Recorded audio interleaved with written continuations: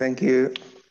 Thank you, Hazim. May I take this opportunity to both thank you, Hazim, and congratulate you for the tremendous role you are playing and the great job you are doing in these projects. You and your team, the feedback received so far has been hugely positive, due in no small part to your efforts, and your role is crucial one to ensuring the success of this event, and your energy, professionalism, and ability to keep time playing as an enormous part in this project. No mean feat and something which was hugely appreciated. So, as you present me, my name is Wadrasi Abderrahim. I am the president of the Euro-Africa Foundation. Euro-Africa Foundation is a non-governmental organization that promotes the relationship among Africa and the European countries on equal opportunities. Euro-Africa is not a trade association. We promote human interactions on entrepreneurial and research and social and cultural levels. Also in aspects like the environment, we are working a lot on that, with the core objectives to know each other and foster collaborations and joint projects. Due to the huge number of the countries in each continent, yearly we try to limit our working plan to a certain numbers of them. So this year, our plan is working with Mali, Ethiopia, Ivory Coast, Nigeria, Morocco, and South Africa for parts of Africa. And from Europe, we are working with the Czech Republic, the Netherlands, France, and of course Spain, because we are based in Spain, Germany, and Poland. After this short presentation, I will go straight to the point. So this workshop will be structured in 3 parts, and finally we will hold the conclusions in the last parts. So it should be participative. I will be looking all the time to the chat if you have any questions, and if you need to talk, you can answer or answer after each block. You can start answering. We will talk about the defeats for Africa, the lessons from the COVID, and the response of Europe and Africa to this crisis. So, straight to the first block, defeat for Africa. The African continent is the home to the world's youngest population. 60% of Africans are under 35. So last year, the Africa-Europe Partnership for Sustainable Investments and Employment set by the European Union and the African governments is working to provide the resources needed for education and training to strengthen the business environment and the private sector by improving investment conditions. Similarly, over the next 10 years, the Africa Youth Job Initiative is designed to establish professional skills in 50 million young people and create 25 million of jobs. So with employment in the Zoom, what are the defeats or other defeats for this continent? And I leave the floor open and the mic open for you and for the chat also. Yes, please guys, be sure to really participate, because as we have discussed during the scholarship, you will be asked to have also an open wide range of the questions, Karen. So please feel free to really interact, and yes, it's participatory discussion. We have already Alventico per said, how can young people drive the development in developing more opportunities for themselves? Yeah. So Abderrahim, you discussed Is about, yeah. yes. How we will control this? I have to give the mic, or is it's open No, for everyone? no, it's really open. If they want Ah, to okay. Ah, okay. Ah, okay. the microphone, they can just raise their hand and you can call upon their names. Like Osam, for instance, Maurice, he has raised his hand, and Castrol. So Osam, feel free to open your microphone and yeah, and please answer the question of Mr. Abderrahim. Hello? Yes, Osam, we can hear you. Yeah, he was, are you getting me? Yes, yes, we Yes. can. Yes. Yeah, we can hear you. Yeah, I understood his questions, but one of the things that I would like to put forward is that we in Africa, we have a lot of challenges that technology is not upgradable up to the down part of the continent. So to me, that might be a great challenge to a lot of us who will access this scholarship that he's talking about.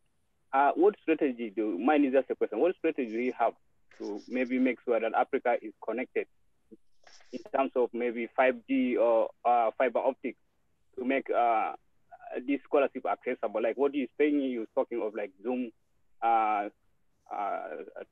trainings and so forth. Because now we have seen like actually this session that we are on, like yesterday I've seen the MCU part, there are a lot of difficulties that they are facing in terms of the network or the internet in general. Thank you. Osama, I didn't hear Yeah, well the question. I'm not sure, but are you talking about investigation or? maybe Abderrahim, you can repeat the question you have asked the participants. Yeah. So therefore they can make their See, intervention into the question. no, Yeah. it's very simple. Apart from the employment, what are the defeats for the continent after the crisis? Okay. It could be So the question. sustainability, it could be economic, of Yeah. course, and Yeah. Yeah. education defeats. So I think Osam, he raised the issue about the infrastructure development, especially that during COVID-19 we tend to use a lot of social media and network, and many African countries are not connected. So he said that will be maybe the most challenge for African countries. Yeah, of course, I agree with him, of course. And we We had have, of another. course, Castro. Yes, Cas- good afternoon. Good afternoon. Yes, thank you for tremendous presentation from Mr. Aline, I believe from Ethiopia, Mr. Paul, and yourself, Mr. Fatima. I don't know if I'm presenting your name correctly. Coming back to Mr. Oadrisi, I think he mentioned of something to do with the organization. They are on catering some countries. I would like to find out when are they like to cater most of countries. For instance, myself, I'm from Zambia, and I would like to find out when they are going to cater countries like Zambia, Southern African countries. I think most of countries you mentioned, I guess, are from West Africa and North Africa. When are they like to expand most of African countries as a whole? That is for Mr. or addressing for Mr. Yeah, or Yeah, addressing. thank you so much. I think if I am not wrong, you are talking about expansion of countries inside Africa. That's the question, and collaboration, no? Yes, correct. Exactly. Yeah, I think that it is very important. The before talking about the collaboration with other countries outside Africa, I think Africa needs his needs the resources, the knowledge, know-how, and all the opportunities that has the continent. So I think this is the first step. And thank you for mentioning this, because I think the collaboration between countries inside the continent is very, very, very important in this moment. Solidarity is very, very important in this moment. Before asking solidarity from the world, we have to ask solidarity between our countries. And I hope that one day we'll, maybe it is very, it will be very hopeful, but I hope that one day we will no frontiers. I hope that we can get what Europe did for the last years. You know that the European Union is a very solid project and helped a lot the South countries, the countries that are in the South in Europe, like Portugal, Spain, Greece, Italy. And so when there's a union, when there is a collaboration, when there is a solidarity between countries, it will be it will give will have a powerful continent. So I agree with you, and I think that we have to stop thinking and talking about South and East and West, and about frontiers, and about Anglophone and Francophone, and think about with African mind, like an African, and think about opening the frontiers and collaborating with each other. And thank you so much for this question. Yeah, thank you so much, because we are really anticipating and longing for a united Africa, because Agenda 2063 is not something that will be very easy. I think probably, as I think in some of the sessions, the population of Africa was estimated to be somewhere 2.4 billion in the next by 2050, and that is a clear indication that even our economy must maybe add $1 trillion to the African economy to be extremely impressive if we can push our continent on the global map and exert influence on the global market through trade and all forms of technological innovation. Thank you for it. Thank you. And as you said, and it is high moment to think about that seriously. Yes, we have this objective for a long term, but I think with this crisis, and it's not the unique crisis, the health crisis, also the economic crisis, we have to think about this seriously, and not think about this objective as a long term, but as a short term, because it's necessary. It's necessary for all of us. Thank you so much. Thank you. So I think I can see if there's no other question, I can pass to the second block. Yeah, yes, about, please, thank you, Hassan. Thank you, Hassan. So the health pandemic has serious socioeconomic consequences. What COVID taught us is that the state has a critical role to play. It was the state, not the private sector, to which citizens looked to and which rose to the occasion when the pandemic struck. As COVID-19 swept across the globe, one thing became clear. A well-functioning, well-restructured, agile, and resilient health system can mean the difference between life and death. Africa, with his history, with his structure and good resistance, is a continent who suffered the hardest pandemics. In this case, the economic costs of a health pandemic and this cost were very high, and the perception was often worse than the illness, as Africa's poor found themselves without work, without food, and even access to health care, as economics were locked down across the continent in a bid to contain the virus. The World Bank predicts that the pandemic fueled depression could lead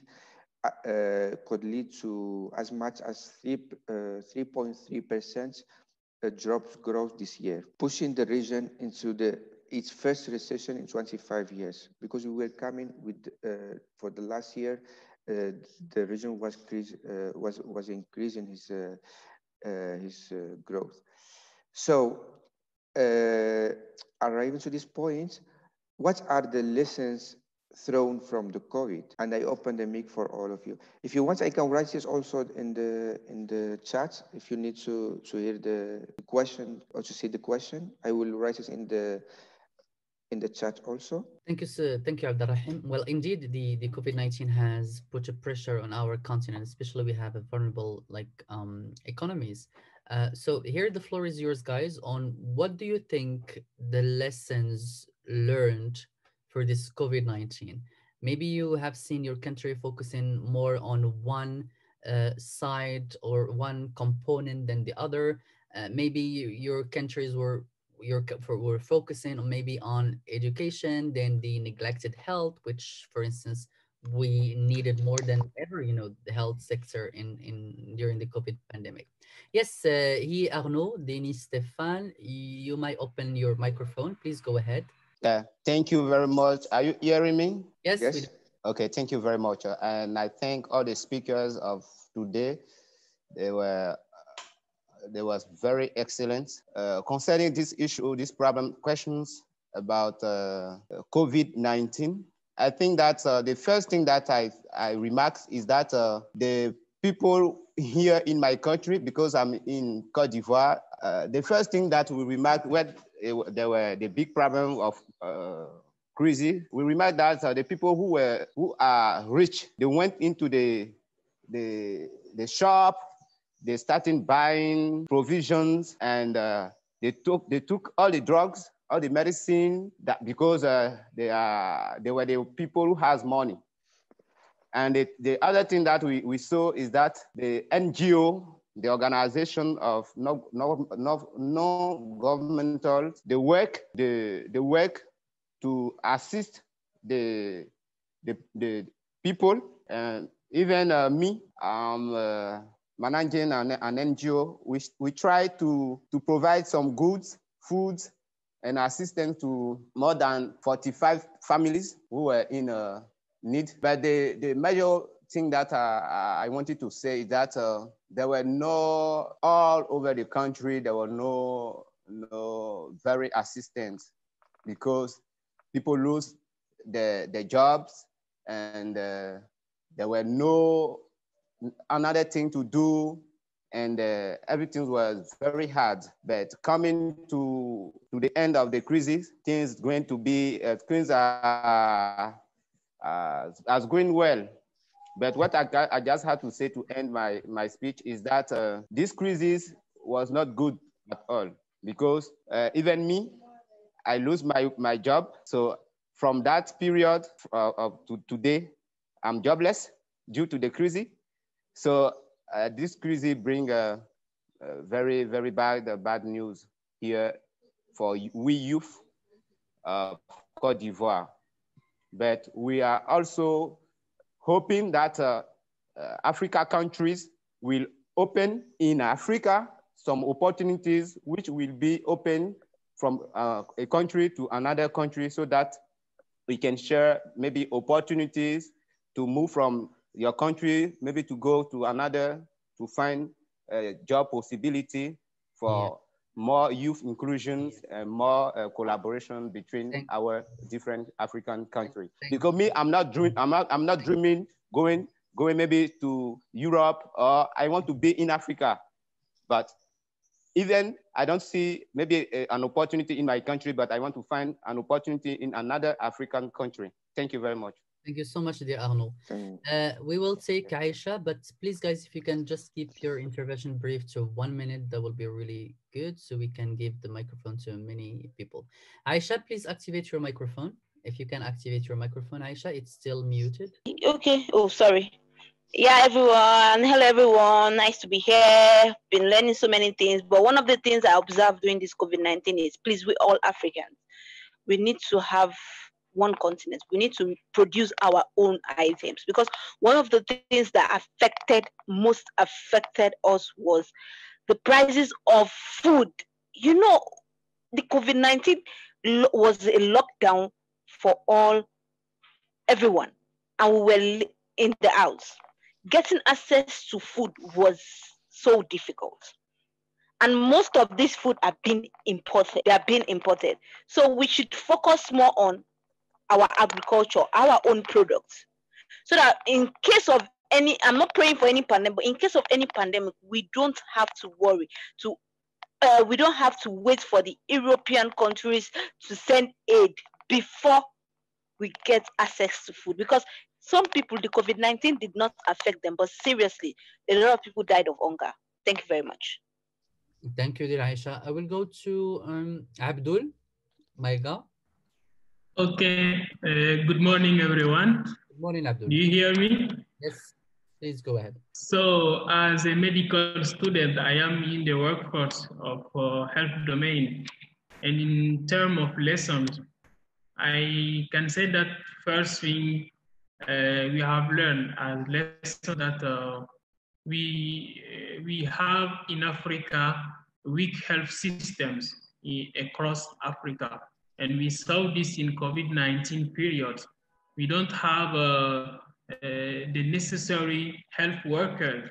We don't have sufficient infrastructure, and we are too much dependent from the international community. And as we have seen this again, the World Health Organization has predicted millions of deaths in Africa. That seems that some NGOs, international NGOs, wanted to take the COVID-19 crisis as a business matter because they predicted millions and millions of deaths in Africa. And they begin to, to ask for help for Africans because our health systems are very weak. We don't have the means, we are poor, we are this and are that. So this should give us a lesson that we should search our own, means, develop health system, to develop research, important to prevent any kind of problem in our context. That I would like to say. Thank you very much. Thank you so much, Abdul. It's very good to see, people who are at the front line of this pandemic. What are their thoughts? Thank you so much, dear Abdul. Maybe we can take two, Abderrahim, and then we will move to the next block. We'll go to Priscille. Priscille, please activate your microphone so we can, so we can hear you. Hello. Yes, hello, Priscille.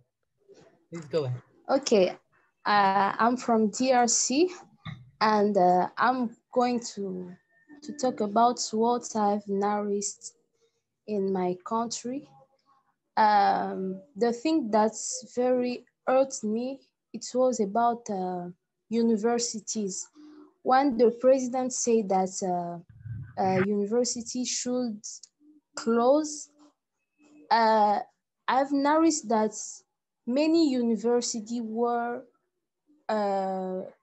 unable to keep on with studies online, because in many universities there are many students, and the system of teaching online is not really developed, and some professors are still teaching in an old method, and this problem affects really university, so that students were unable to keep on with studies. Instead of other countries, we saw that students were working at home, but in my country it was very difficult to keep on with studies in university. Yes, that's what I've noticed. Thank you so much. So I think that the lesson that we learned is that the universities or the educational system need to have in its system, the capacity to switch between digital and physical lessons, because this COVID-19 has pushed us, to rely more on online tool. But of course, here comes the question of infrastructure. Abderrahim, I will give you the floor so you can continue, and then please keep your hand risen so we can take more questions. Yeah, thank you, Hatim. I saw it is questions were the answers were very, very interesting, because Henry talks about mobility and to work for Africa. Abdul about research, Aisha about the food access, and Priscille, the last one was talking about education, because very, very important for Africa and for the young people. And I saw a question in the chat. It was a Paul's question, and he asked, how can young people drive the development in developing more opportunities for themselves? I think this question will be this answer will be related with the Priscille about it will be with education. I think education is the key for helping for the development. So I think in this point I don't know if there's more questions. No, so we can go to the third part, and it is about what's happened in Europe. So to slow the spread of COVID-19, European governments have adopted stringent containment measures. These have led to severe recessions, and policymakers in the European countries are providing generous support to help companies cope with the immediate consequences. The basic approach has been to provide generous and indiscriminate emergency support to help cash-strapped firms and to meet their immediate liquidity needs, and to help them open again after the crisis. But as the lockdown measures continue and the recession gets deeper, a more comprehensive strategy for the future needs to be designed. Getting to this point, for Africa and Europe, are they facing the same consequences of this pandemic as far as you're concerned? And I open the floor for you. I will write it also in the chat so you can read this, the question, and for also to animate the chat. So Abderrahim, do you want to take some questions? So no, it was sorry. Yeah, no worries. Yeah, so the question, guys, you should take also into consideration to answer is, since you know that Europe also has been hit by the COVID-19, also Africa as well. So do you think that Africa and Europe are facing the same consequences of the pandemic, or do you think that there is, you know, some differences between the consequences of the pandemic that Europe is struggling about, but at the same time, Africa? So Osam, if you can open your microphone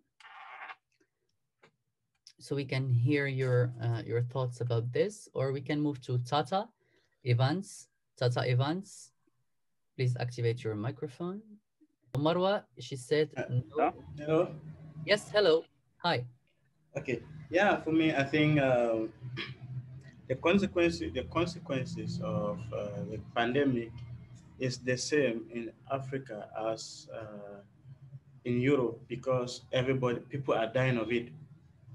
So people are dying in Europe as well as people are dying in Africa, and the problem now comes in the aspect of the age group, because that's why you discover that the pandemic has not affected us in Africa as much as it has affected the West, because we the Africans, we are made of the young people, and our immune systems are still strong enough to resist the virus, whereas over there at the West, they have registered a very high amount of deaths because their population is made of the old, and given the weak immune system they have, they cannot resist the virus. So I believe the consequences are the same, because we are losing people as well as they are losing people. Yeah, that's my take on that. Thank you so much. So we can move to Angelica. Angelica. Yeah, hi. Yes, hi. Okay, so I think that health-wise, of course, like the consequences of the pandemic are the same. However, when it comes to like social and economic consequences, like it's very different, because in Europe and other parts of the world, you can see that they have their systems are very structured, such that even with the transportation and everything, they're able to place certain restrictions on it to allow people to keep moving and going to their jobs if they can, while however staying safe and like keeping maintaining social distance and everything, washing their hands, wearing face mask and everything. But in Africa, you have to realize that the transportation systems are different. For example, like the buses are almost always full, and a lot of people come and go at all times of the day. So you realize that even with the restrictions that are put in place, there is still very little that has improved, because for example, if the buses are not big enough and the drivers need to make money, they can't just say they'll just pick 6 people just because of the pandemic, because at the end of the day, they're also being affected by it and they need to make money to eat. So you realize that even though everyone is trying to figure out how to work it out, the consequences might be the same, but they are different because of the social and economic differences. So you realize that even as we all go through it, some of us are going to come out unscathed, and some of us are going to come out with like so many issues, and it's going to expose how badly our systems are structured and how we need to correct them. But then again, you also have to consider whether these systems are going to be corrected or not, like as the pandemic is going on and even after it's done. So yeah, the consequences are very different. Yeah. Thank you so much, Angelica. We will take the last intervention maybe from Manana. Manana, could you please activate your microphone? Yes, thank you so much. I also think that the consequences are not the same. I am saying this because Africa and Europe are at different stages when it comes to development. Most of the people in European Union, in the European side of the world, they do not even live beyond the poverty line. But when you come to Africa, a lot of people, they are just primary producers, like they're in the domestic market. So those people have been greatly impacted, such that poverty has gone up in Africa. And also we have had issues like gender-based violence, which we have seen that it really skyrocketed during this pandemic. So I guess the pandemic, it further intensified the weakness of our institutions as Africa as a whole, because when you look at the aspect of human rights have been vastly violated during this pandemic. Like when we look at the abuses that have been going on, I will quote examples from my country, from my region, Southern Africa. Most people have been violated and brutalized by police, like while trying to sell, because most of them, they're just like market women, market men, and those people, they have been violated. And unfortunately, there isn't much accountability. So it really has exposed our weak institutions. And I think that Africa really has to come up with viable frameworks to strengthen, especially the area of human rights and other institutions to further improve food security. Thank you. Thank you so much, Manana. You have raised many important issues regarding especially human rights and food security. And I think it's very also important for African countries to rely on smart agriculture as well, especially during this pandemic. Mr. Abderrahim, do you want to take some more questions, or we can move to the next block and then we can take, because we have a lot of people who have raised their hand. Yeah, and I see that the chat is very, very hot. I think that's this question was very. There is participants that they think that we have facing the same consequences in Europe and Africa, and others they don't think so. But for the last intervention, it was I think Lonfobeco. Yeah, Manana. Yeah, Manana. That's I think she talked about something very important, which is the human rights and for her that was the difference. That in Africa the didn't respect the human rights. But I inform you that in Europe, for the first time in in the last 60, 70 years. For the first time, the personal rights and the human rights were questioned in Europe, and many countries and many citizens were not agree with the restrictions, and were asked to make reforms in the constitution of their countries. I'm talking about France. I'm talking about Spain. I'm talking about the northern countries also. So the human rights is questioned not only in Africa, it's also in Europe. And I think in the next years we will be facing many reforms in the legal aspects. So I think I have only 6 minutes, but I will try to make a global conclusion and talk what we were talking. We talked about the collaboration between countries, the restructuring of the system, education, human rights and reform of the institutions, the food security, mobility, agricultural access. I think those are the issues that are very important for Africa, but also for Europe. I think we are facing the same problems at the end. And I think there's one thing that's very, very important for this. If you want to come out from this crisis successfully, I think we have to take the sustainability door. I think sustainability is very important after this crisis, and continuing unsustainable behavior could cause further crises of a similar debilitating scale. And to frame the current lockdown and standstill as timely occasion to change the direction and prevent prevents a future crisis. I think that the current COVID-19 crisis can provide a window of an opportunity for promoting sustainability transition across the globe. But this goal can only be achieved with deliberate planning and a carefully designed strategic communication in the public and private sphere. And my final words will be that we will not defeat COVID-19 without Africa in the global response. Africa can't be muted in the global conversation, and its leadership must play a role not only in identifying the problem, but also in seeking the solution. And thank you. Thank you so much, Abderrahim. Don't worry, it's not COVID-19. I just have an allergy. So yeah, we can take Aisha.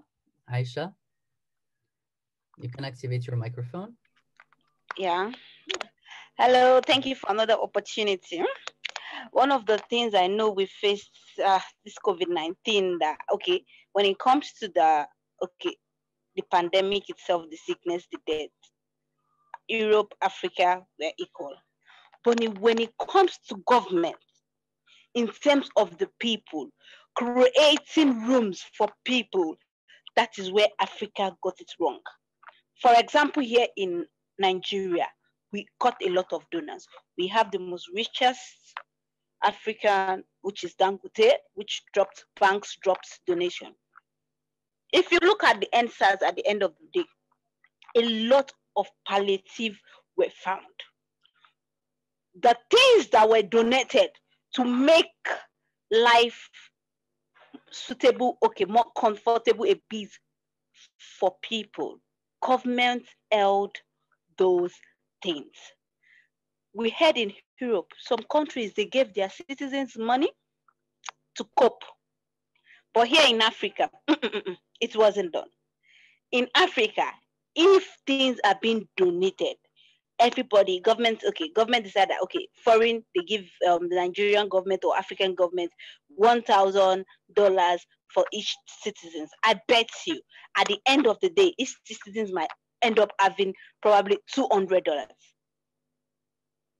There was support from all angles. But the citizens did not enjoy that support, which I feel bad government in Africa affected more, like affected the African system more. So we really need to look at that. The pandemic, fine, we had a lot of people died in Europe more than Africa because we Africa, okay, we stood, and the technology system here was really even bad. Even till date, if you tell some people in Africa that there was COVID-19, they will tell you it's a lie. Yes, they still don't believe there was COVID-19 because of what? Government. They will tell you governments are lying. They don't take government serious because governments have never taken their citizens serious. Thank you very much. Yeah, Thank you Hatim, so much, Aisha. Yeah. can I answer, Aisha? Sure. Sure, Abderrahim, go ahead. Okay, thank Aisha, I will give you only two sentences. One, it's an old proverb. When you were talking, I remember it, and I think can serve to answer your doubt. And it say, give a man a fish, and you feed him for one day. Teach a man to fish, and you feed him for a lifetime. I mean, and I'll give you the other one is from George Fitzgerald Kennedy, who said that don't wait for what the country can do for you, but think about what you can do for your country. And I will ask you, I will beg you that think what you can do for Africa, not only what the government can do for us. Thank you.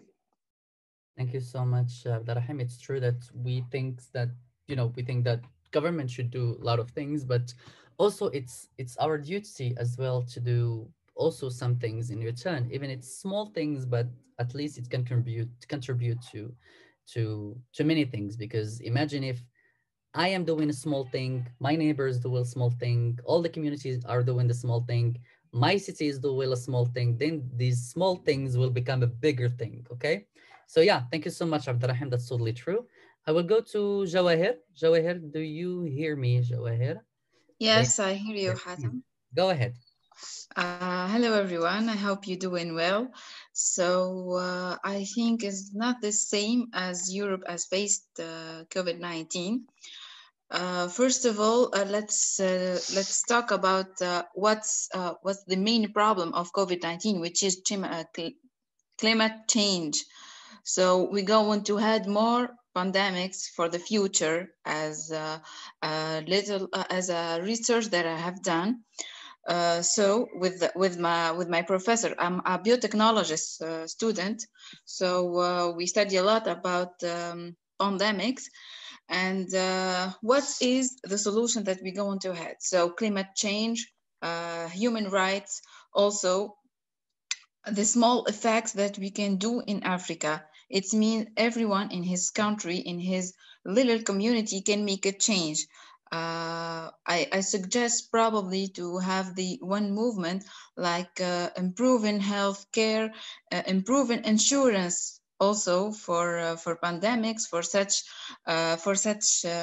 things like that. Also improving ourselves to fight against these fights, because COVID-19 has damaged the structure, the economical structure. There is many poor peoples who are not finding the way to get work again. Many societies are closed, so we need to find solutions like improving healthcare and improving health insurance care. Also for the persons who had COVID-19, also for the society. And of course, we're going to talk a lot about climate change and his effects. So first of all, we need to care about our world, our Mother Earth, so that we cannot face other pandemics. So thank you. That's what I think about. Thank you so much, Jawahir. So we will move now to Abdul Qadir. Abdul Qadir, if you can activate your microphone. Everyone. Hello, Abdul Qadir. Please go ahead. Yeah. thank you for all the facilitator of this meeting. I am still a medical student in Burkina Faso, like my guy Abdul.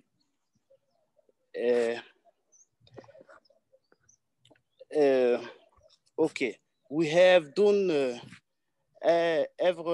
awareness outing to markets and public place, and what we have noticed is that the majority of the population does not believe that the virus exists in Burkina.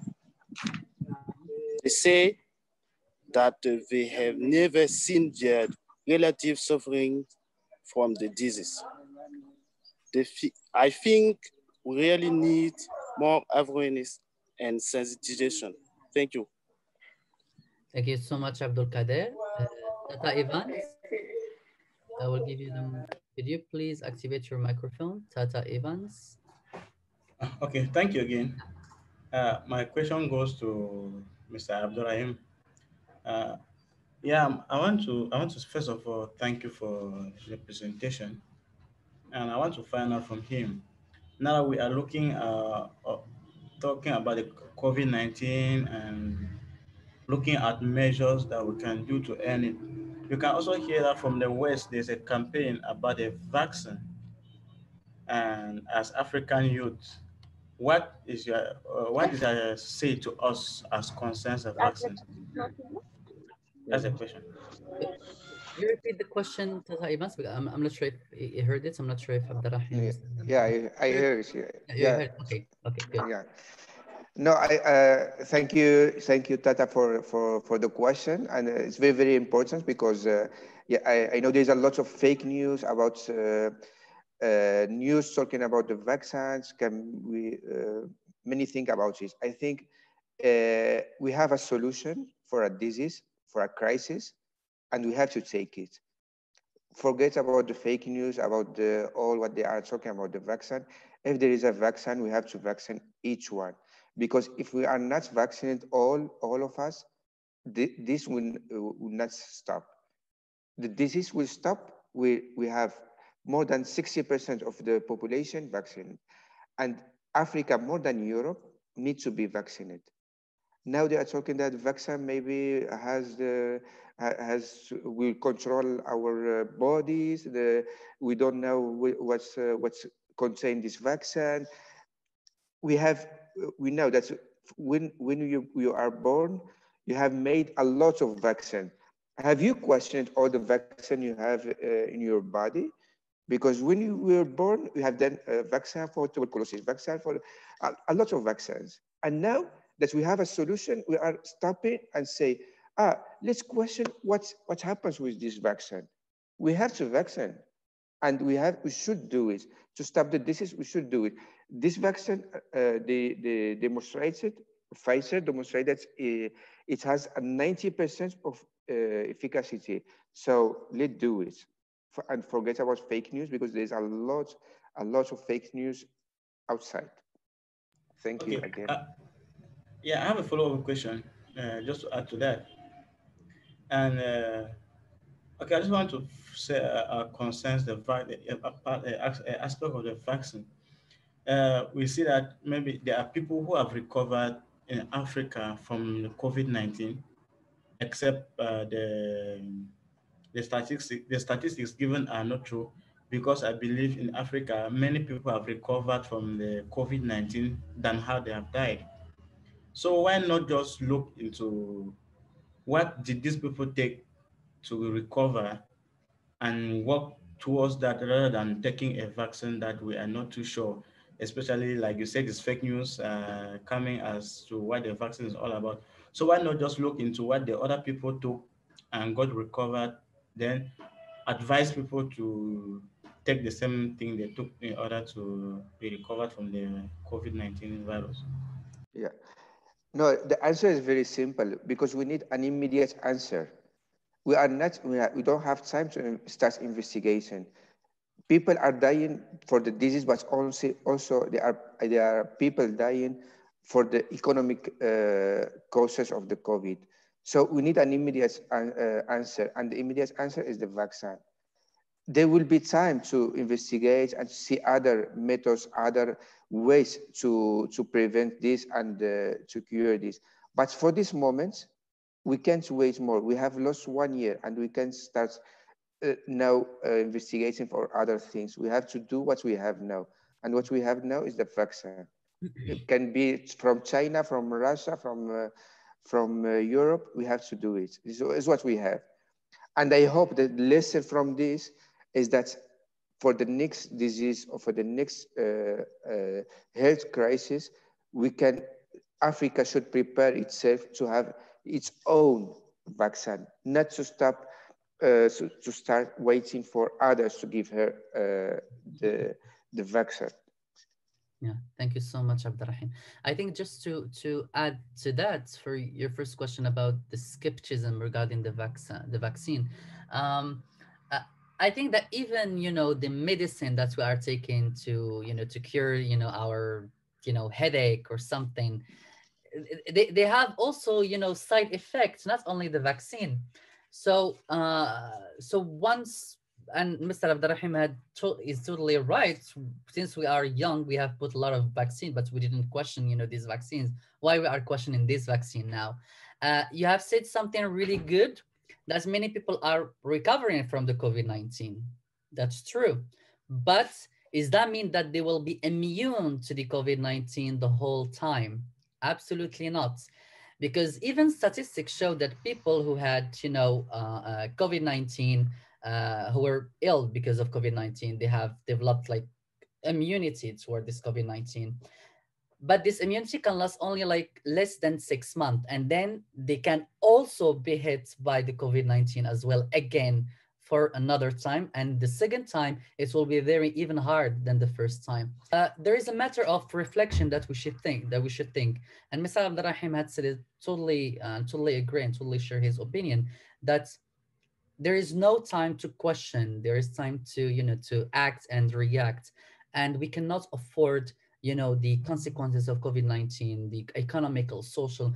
We have heard one of the participants said that he has lost his job because of COVID-19. How many people in Africa has lost their job because of COVID-19? Especially that we already have a vulnerable economies, and with the pandemic, it's become even worse than vulnerable economy. So I think there is no time to waste. And as Mr. Abderrahim closed, we need also to be absolutely prepared in terms of infrastructure, so we can also produce our own vaccine. Why not? We need to be also well prepared in terms of infrastructure when we have, because many people are also suffering because they don't have enough hospitals nearby. They don't have tools to communicate or to use online tools to pursue their education. So African countries nowadays, they need to be more aware than ever that it's through intra-Africa cooperation that, as I think that His Majesty the King Mohammed VI of Morocco has already said it, that Africa needs to trust Africa, and we need to trust each other. And the reason why I am so happy when I heard that there is something called the African Free Trade happening, it's amazing because we need to trade among ourselves. One of the participants said that Eswatini is importing fruits and vegetables and food supply from other non-African countries, which costs a lot. Why Eswatini is near to South Africa? Why not importing with South Africa, which will cost less? Why not have like a free trade movement in the whole countries, in the whole continent? That will also help our continent to rise up as well. Thank you so much, Mr. Abderrahim. Maybe we can take two. Yes, it's the two last. We have Abdul Maiga and we have Osam. So Abdul Maiga, please activate your microphone. Okay, thank you very much. I'd just like to start with what you ended with, to highlight that in Africa, we don't believe in ourselves. But in the same time, we don't believe in the other research saying that if the vaccines are very good for us. Some already say that the vaccine that comes from Europe, they will, to make us sterilized, to don't we cannot have children. But if you don't want to make your own research, you don't believe in yourself, and others believe in themselves and they are making research to give you the final product, and you don't want to consume this final product, this is not really a good way. If we don't believe in the research, we don't believe in the vaccines. So we should take our courage to make research in Africa and to find our medicine, our vaccines. So we should believe in ourselves. And that is the problem in African countries and for Africans. We have during long periods a mindset of waiting for others and not taking our own initiatives to tackle our challenges. So that's what I would like to say to all young people that are taking part to this academy. We should believe in ourselves, and we should believe to our creativity to I'd like to give a message all young leaders that are taking part to this academy, that we are young leaders. We are Africa counts in our energy, in our initiative. So we should really don't wait for others to find solution to our problem. We should initiate our own solutions, and we should have the courage to say it is enough. We should stop now others, and we should believe in ourselves, to take initiatives for our own problems. That's really the way that we lead us to the Agenda 2063. Thank you. You were talking that we should work for having our own investigation centers and our own capacity to produce medicine, and I think you are right, Abdul. I am totally agree with you, and as said Hatim before, Mr. Hatim said that's a sentence from the King Mohammed VI, say that Africa needs to believe in Africa, and I think we have to be sure that this is the solution. We have to believe in ourselves to come out from this. I'm totally agree with you, Abdul. There was another question. Yes, I do have a small question. I don't know if I have time. Yeah, you can do it. Okay. My question is that I would like to know, what do you think, Mr. the presenter? I don't really know your name. Excuse me for that. I would like to know, what do you think the Africa country means for creating their own vaccine? Because what we're saying that the foreign vaccine may not be the good one for the world, and it may be a fake one. It can kill African people. But what do you think Africa, the African country, means for creating their own?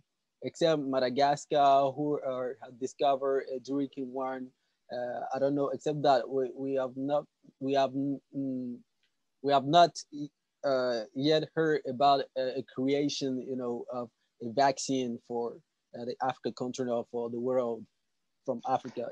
So what do you think we miss? No, I think we are starting, because I just heard yesterday in the news that there's a city in Morocco, in the north, near Tangier.